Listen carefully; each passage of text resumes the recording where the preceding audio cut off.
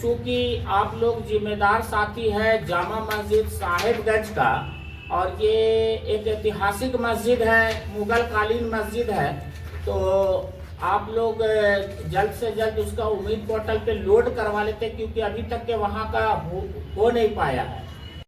आज हम बात करेंगे झारखंड की एक ऐसी ऐतिहासिक धरोहर की जिसकी दीवारों में मुगल काल का इतिहास बसता है।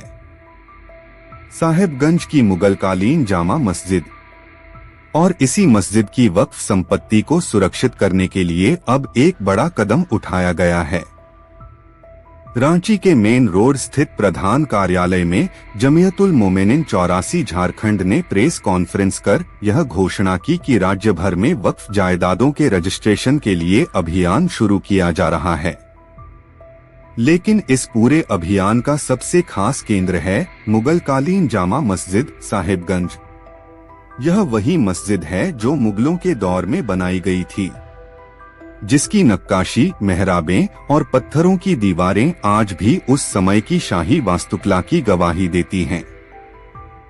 संगठन ने बताया कि इस मस्जिद की प्रबंधन कमेटी से स्वयं संपर्क किया गया है ताकि इसकी वक्फ संपत्ति उम्मीद पोर्टल पर रजिस्टर्ड होकर सुरक्षित हो सके।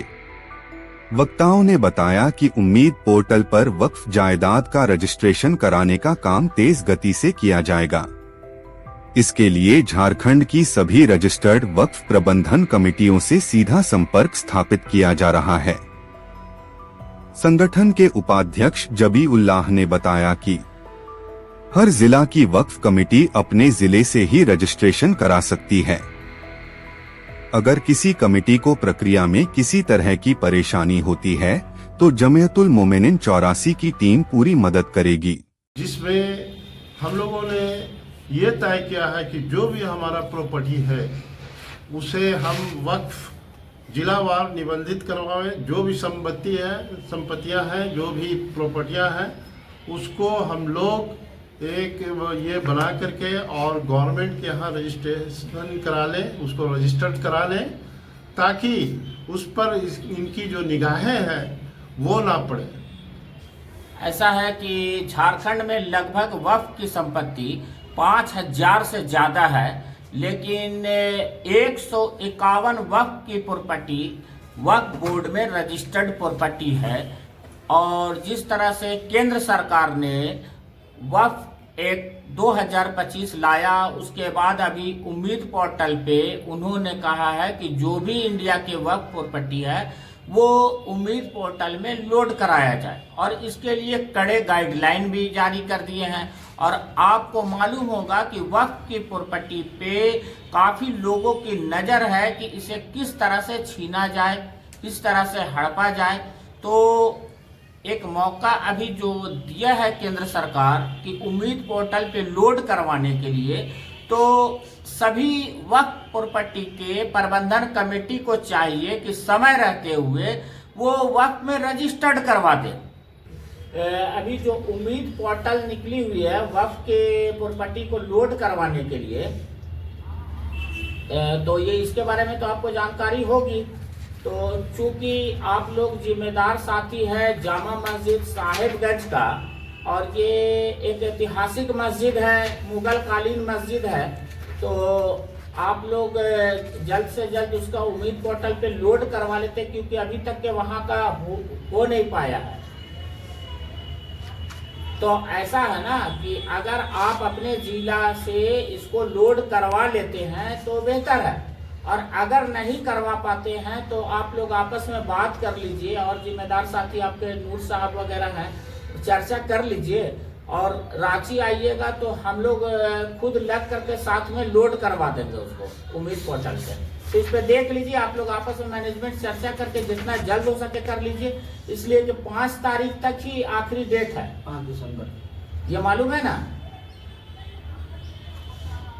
हाँ, तो उस पे है ना, सो अगर वहां से आप करवा पाइएगा तो ठीक है, नहीं तो रांची आइएगा तो हम लोग आपको पूरा सहयोग करेंगे। क्योंकि देखिए होता क्या है कि ये ऐतिहासिक मस्जिद है, मुगल कालीन मस्जिद है, साहिबगंज में है जामा मस्जिद, तो उसका जल्द से जल्द आप लोग करवा ले तो बेहतर होगा।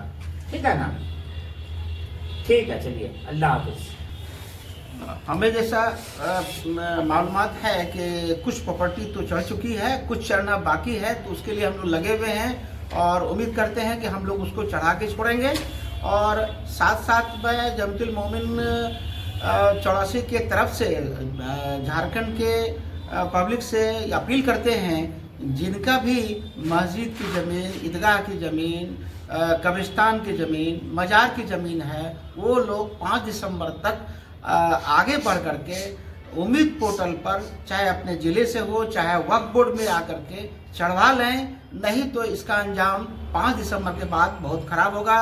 क्योंकि सरकार की नीयत बिल्कुल साफ नहीं है, वो चाहता है कि नहीं चढ़े, जिससे कि हमको बाद में कब्जा करने में सुविधा हो। कि हर मुसलमान की जिम्मेदारी होती है कि हम अपनी वक्फ प्रॉपर्टी का किस तरह से हिफाजत करें। और मुझे नहीं लगता कि हिंदुस्तान के अंदर लोग मुसलमान जागरूक है, सिर्फ ये बोल रहे हैं, जागरूकता नाम की कोई भी चीज़ नहीं है। इसका जीता जाता एक मिसाल मैं देना चाहता हूँ। मैं खुद डॉक्टर फतुल्ला मस्जिद का मेंबर हूँ और मैंने खुद जा कर करके, हमारी टीम जा कर करके 1 महीना पहले पूरा पोर्टल में अपलोड करवाएं।